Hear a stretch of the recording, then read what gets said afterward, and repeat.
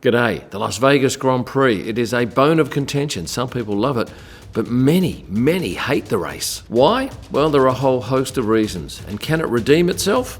Let's have a look. At the time of recording this, we're about 10 days away from the second Las Vegas Grand Prix. Let me give you a quick recap on the 2023 Vegas race. It started off poorly with Carlos Sainz dislodging that water main inspection cover during FP1. We only got, 10 so minutes into it, and poor Carlos's car was knocked out of action. He had to take a penalty for the race because he had to change components in the car. And then, of course, it caused a big delay between FP1 and FP2. I was out at the Sphere for FP2 and witnessed a whole lot of fans being kicked out of the stands. And this was at something like 2 a.m., just before 2 a.m. when that session started. Straight up, there were people in F1 very worried about what they'd seen. And the media coverage the next day in Las Vegas was none too positive. At that point, I imagine Stefano Domenicali would have been pretty worried along with his crew, because this was one race where they were the promoter. They purchased the land for the paddock, they built all that infrastructure, and they secured a 10-year agreement for this race. They were carrying all the risk. But even before that drama, there'd been plenty of negative feedback in town to the event, because there was something like $560 million of infrastructure work needed to get things to a point where they could run the first race. I spoke to a number of business owners who were furious about the race. We're down maybe about $2 million at this point in sales since the construction. Now, I'll be leaving shortly for Las Vegas. I get there early, and I'll be looking to speak to a lot of those business people to see if things have improved. Now, without a doubt, the first race is always going to be tough because you've got a big build that you're not going to have in year two. Work started in early September to get the track up to a point where it's race ready, but all that work that's been done on the track is probably good for another 5 races. There won't be any significant repairs or paving needed to be done until perhaps year 7. There was also a lot of negative feedback last year about the pricing of tickets and hotels. Well, this year things have settled down dollar-wise. Certainly there are more tickets available, general admission in particular, and hotel prices are a fraction of what they were last year. And even now, 10 days before the race, there are still rooms available. And I'll come back to the accommodation side a little later. But let's go back to last year. Things getting off to a pretty ordinary start, but it ended up on a positive note. Turns out a lot of money was spent in Las Vegas, and certainly many of the businesses were thrilled with what went on financially. Now, many of you watching on television at home may not have been fans of a race in Vegas, but I think I can safely say that by the end of the race, you would have been delighted because it was thrilling. And certainly all the people I spoke to as they left the track on the night, and I spoke to a number of them, were absolutely thrilled. In a video I did last year, I spoke to the man at Denny's, which had a prime position on the track, and I'll be very keen to go back and speak to him and find out who actually got prime position at his restaurant to watch the race, because he had a balcony overlooking the track, and his pricing was just normal Denny's pricing. There was one place not turned into a corporate facility. Now, I'll be doing a video from Las Vegas about the preparation, but I can tell you that if you are hoping to stand on one of those overpasses and get an unbelievable view of the track like a lot of people did last year, despite the fact that they had some mesh blocking it, a lot of people just simply tore that down. This year, they've gone to far greater lengths to ensure you don't get a look at the action from those overpasses. Now, that, I have no doubt, is going to anger many people, but that's nothing new to Formula One. It's a common practice. Hang on, I want to show you something.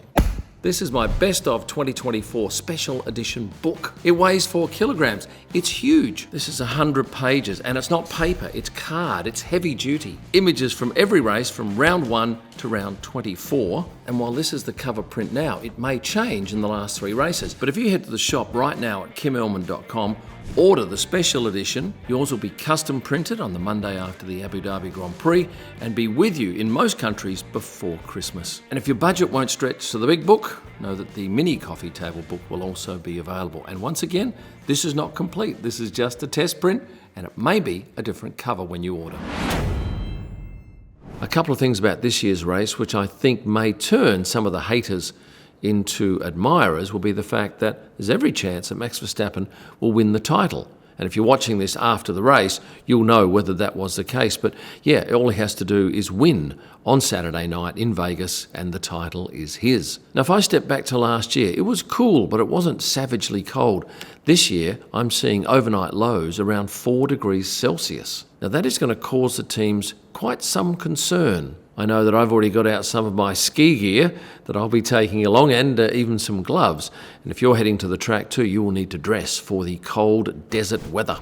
I think there'll be a whole lot more Ferrari fans at the track this year. Why? Well, there is a Ferrari Challenge event.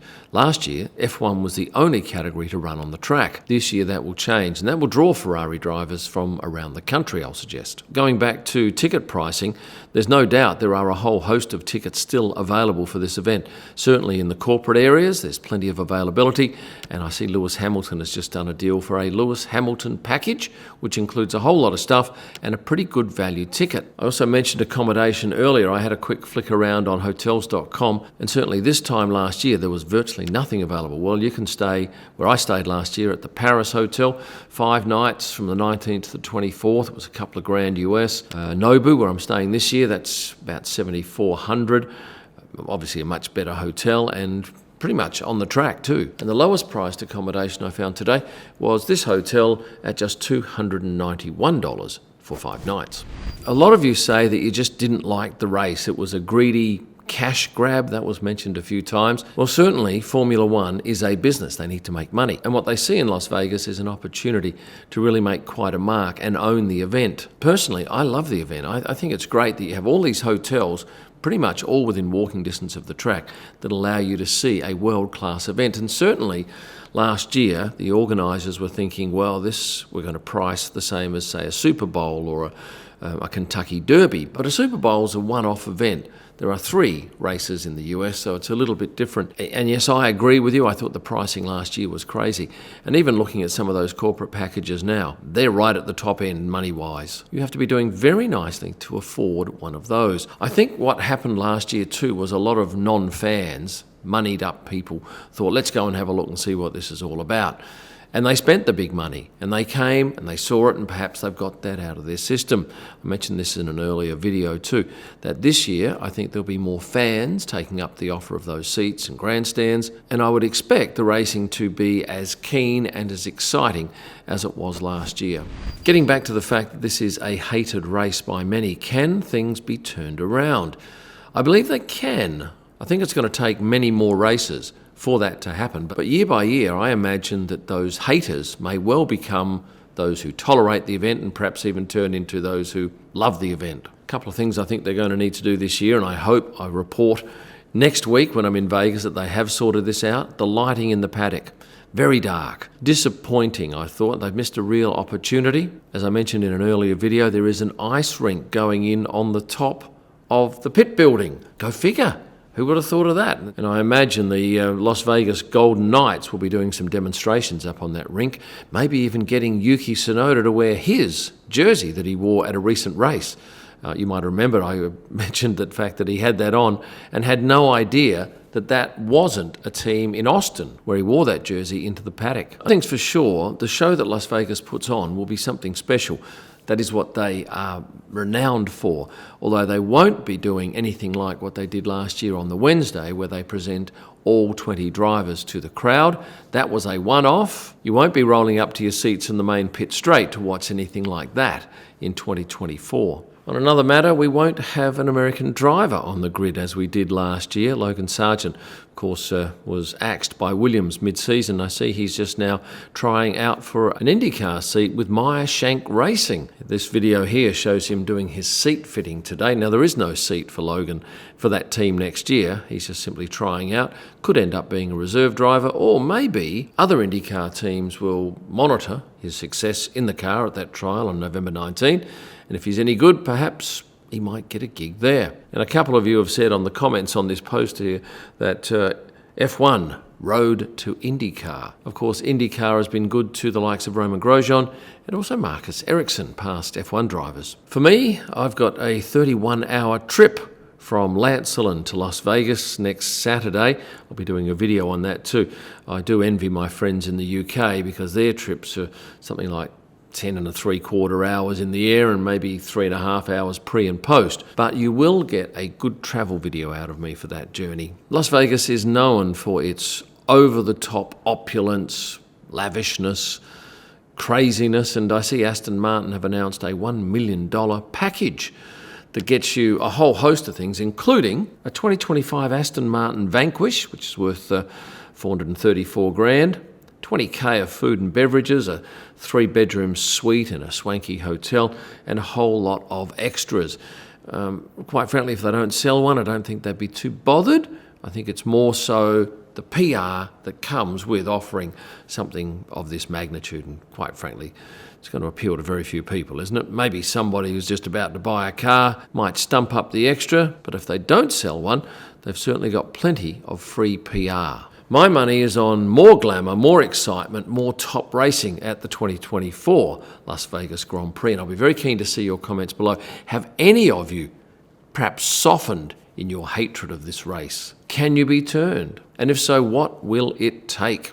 Now, that said, I'll get you to head over to kimellman.com and order your copy of one of my end-of-year books. And as I said before, we haven't even put in the pictures in those books for the last 3 races. That will be finalised on the Monday after Abu Dhabi. One last favour I'll ask of you, please hit the like button.